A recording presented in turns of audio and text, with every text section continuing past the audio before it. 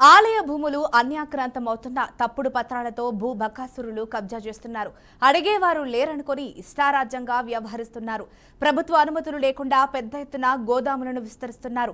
అద్దెలకిస్తూ లక్షల్లో గడిస్తున్నారు. ఆలయ భూములను కాపాడాల్సిన అధికార యాంత్రాంగం మామూళ్ల మత్తులో జోగుతూ అక్రమాలకు అంటగాగుతుందన్న ఆరోపణలు వినిపిస్తున్నాయి.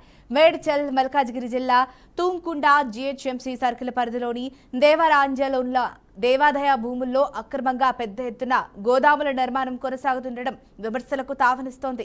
దేవరాంజల్లో పురాతనమైన శ్రీ సీతారామచంద్రస్వామి ఆలయం ఉంది. నిజాం హయాంలో ఓ భక్తుడు ఆలయానికి 1500 ఎకరాల భూమిని విరాళంగా ఇచ్చాడు. విరాళంగా అందించిన భూమి సర్వే నెంబరు 55 నుంచి 63, 631 నుండి 639, 656, 657, 660, 682, 686 నుండి 718, 736 అయిన 1500 ఎకరాల భూమిని 1925 సంవత్సరం వరకు శ్రీ సీతారామచంద్ర స్వామి పేరిట రికార్డుల్లో ఉంది.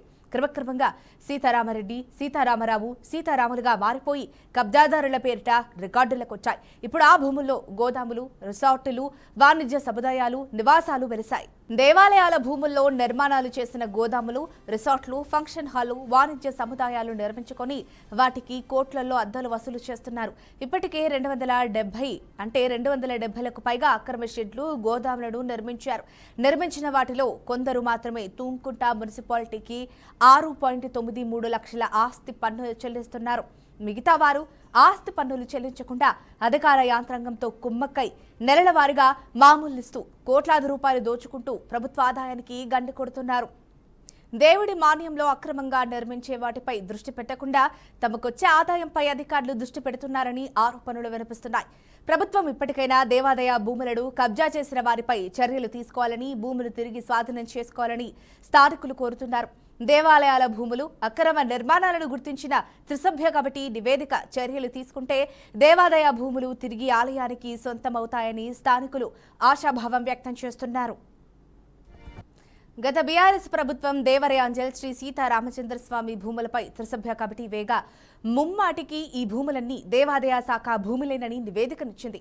అయినా ఇప్పటికే ఆలయ భూముల్లో 3 గోదాముల నిర్మాణం కొనసాగుతోంది.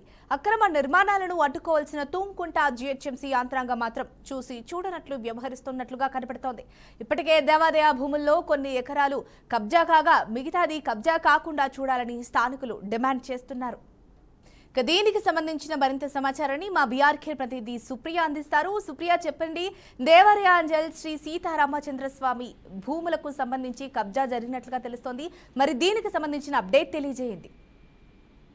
గాంధీ ఆలయ భూముల్లో అన్యప్రాంతం అవుతున్నాయని చెప్పాలి. అయితే కబ్జాదారులు ఎక్కువ అవ్వడంతో కూడా ఇటు ఆలయాలకి సంబంధించిన స్థలాలని కూడా కబ్జా చేస్తున్న పరిస్థితి అయితే ఇప్పుడు కనిపిస్తుందని చెప్పాలి. అయితే తప్పుడు పత్రాలతో చూస్తే భూ బకరుసులు కబ్జా చేస్తున్నారు. అడిగేవారు లేరు అనుకుని ఇష్టారాజ్యంగా కూడా వివరిస్తున్నారు. చాలా మంది ఉన్నతాలు ఇదే పనితీరు ఇదేనే ఒక పనితీరుగా పెట్టుకుని మాత్రం ఇటు కబ్జాదారులు అవుతూ ఉన్నారు. అయితే ప్రభుత్వ అనుమతులు లేకుండా పెద్ద ఎత్తున గోదాములను కూడా నిర్వహిస్తున్నారు. అయితే అద్దెలకిస్తూ లక్షలలో గడిస్తున్నారు. అయితే ఆలయాల భూములను కాపాడాల్సిన అధికార యంత్రాంగం కూడా మామూలు మత్తులో జోగుతూ చూసి చూడనట్టు అక్రమాలకు ఆటంగా వాళ్ళకి ఆరోపణలు వినిపిస్తున్నాయి. అయితే మేడ్చల్ మల్కాజ్గిరి జిల్లా తుమ్కుంట జీహెచ్ఎంసీ సర్కిల్ పరిధిలో చూసుకుంటే అయితే దేవరాంజల్లో ఉన్న దేవాదాయ భూముల్లో అక్రమంగా పెద్ద ఎత్తున గోదాములు నిర్మాణం కొనసాగుతుండడం కూడా విమర్శలకి తావి తీస్తుందని చెప్పాలి. చాలా వరకు కూడా ఇటు స్థానికులు అధికారులకి చెప్పినప్పటికీ కూడా ఇటు అధికారులు కూడా దీనికి సంబంధించి కూడా చూసి చూడనట్టుగానే